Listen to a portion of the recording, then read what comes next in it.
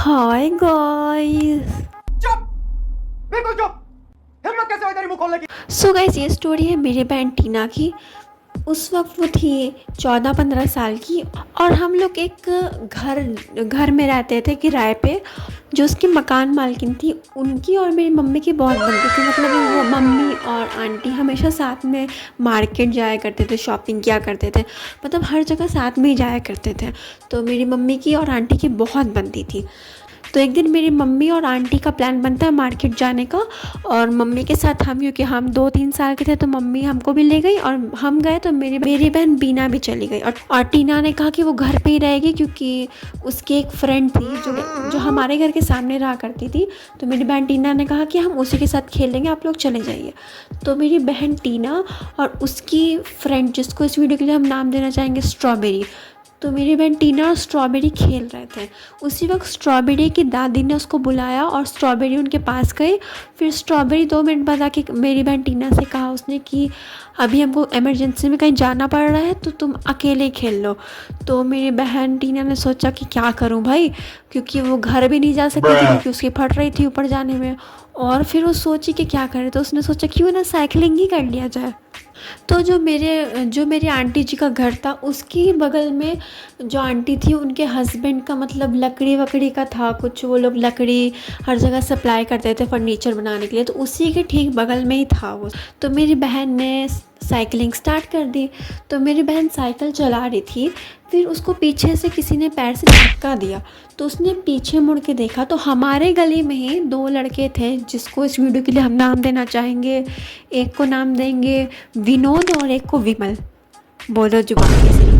तो मेरी बहन साइकिलिंग कर रही थी और वो लोग पीछे से आकर, जो विनोद था वो उसके साइकिल को पीछे से आके पैर से मार रहा था, और जो विमल था वो मेरी बहन को कुछ कुछ कमेंट पास कर रहा था।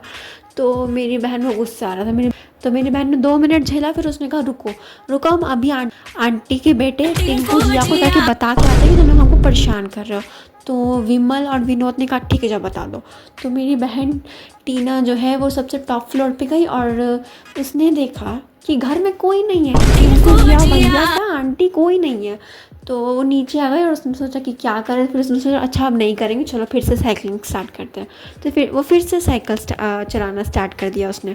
उसके बाद वो लोग फिर से आकर उसको टीज़ करने लगे कि ये उसको पैर से थपका दे रहे हैं और उस पर कमेंट पास कर रहे हैं वगैरह वगैरह। फिर उसको गुस्सा आया, फिर उसने कहा कि तुम लोग नहीं मानोगे ना, हम अब जा रहे हैं अपने अंकल जी से शिकायत करने। तो उन्होंने कहा हाँ ठीक है, जाओ बोल दो। तो फिर वो जब गई अंकल जी के पास, तो भाई उसकी किस्मत इतनी ज़्यादा झंड कि अंकल जी भी नहीं थे, सीरियसली नहीं थे अंकल जी।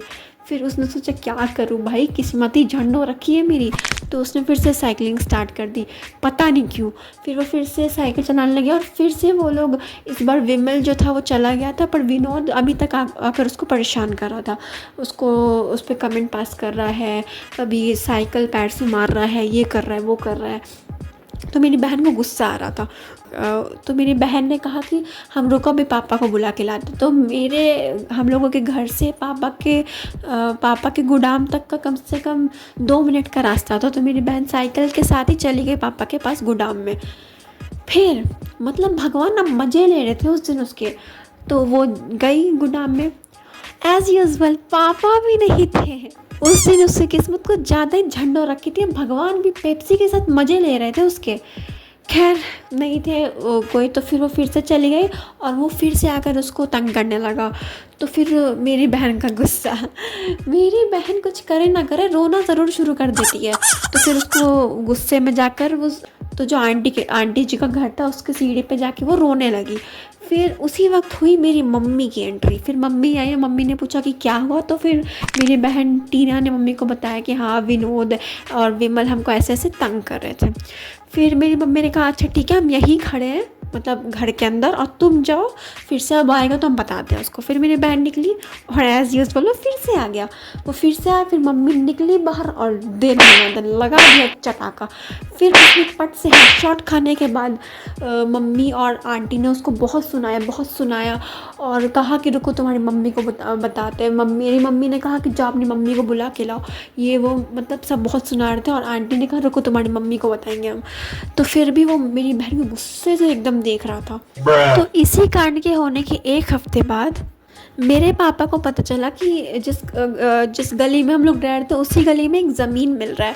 तो मेरे पापा ने सोचा अच्छी बात है कि इसी गली में ज़मीन मिल रहा है, यहीं पे घर बना लेंगे। तो उस दिन पापा, मम्मी और टीना, ऐसे तो टीना कहीं बाहर जाती नहीं है पर टीना भी चली गई वो ज़मीन देखने के लिए। तो इसके आगे की कहानी आपको टीना सुनाएगी अपनी ज़ुबानी। वैसे तो हम कहीं जाते नहीं थे बहुत, मतलब मुझे उतना पसंद नहीं है यहाँ वहाँ जाना देखना उतना, लाइक लिटिल इंट्रोवर्ट, लिटिल घर में रहने वाली इस टाइप के, तो हमें उतना पसंद नहीं है यहाँ वहाँ जाना। लेकिन उस दिन पता नहीं हमें क्या हुआ, हम कहें कि ठीक है हम भी चलेंगे, हमें भी चलना है। हम कहें कि हम भी जाएंगे वहीं पापा के साथ, और वहीं पापा हमको ले गए।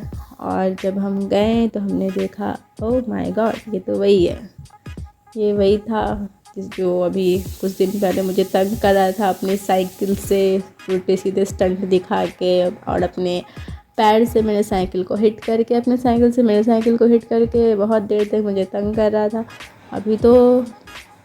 अभी हम इसी का घर देखने आए, तो मुझे तो देख के लगा यार वाह, इंस्टेंट कर्मा जो भी। तो बस उसे देख के मैं शॉक्ड, क्योंकि वो आया और वो कुछ लाइक जो भी नाश्ता वगैरह देते हैं उसकी मम्मी भी लेके आ रही थी। तो जैसे ही हम उसे देखे हमें लगा कि वाह, ये तो उसी का घर है जो अब हम लेने जा रहे हैं। वो वही लड़का है जो अभी मुझे कुछ दिन पहले तंग कर रहा था, अब हम उसी का घर खरीदने आ गए। तो बस फिर आगे का इसी से सुन लीजिए। तो भाई ये है true example of instant Karma. खैर इसी के कुछ समय बाद तो कन्या खिलावन वाले दिन उसकी विनोद की मम्मी आई थी मेरी बहन को लेने, और विनोद को भी साथ लेकर आई थी। और वो इस पर एकदम चिल्ला रही थी विनोद पे कि इसको अच्छे से लेकर चलो। और मेरी बहन का दुपट्टा जो था थोड़ा ज़मीन की तरफ वो लहरा रहा था। तो उसकी मम्मी ने कहा इसका दुपट्टा ठीक करो, मतलब यार ऐसे ही होनी चाहिए हर एक माँ को, मतलब उसके बच्चे ने गलती किया तो भाई ऐसे ही सुधारो उसे।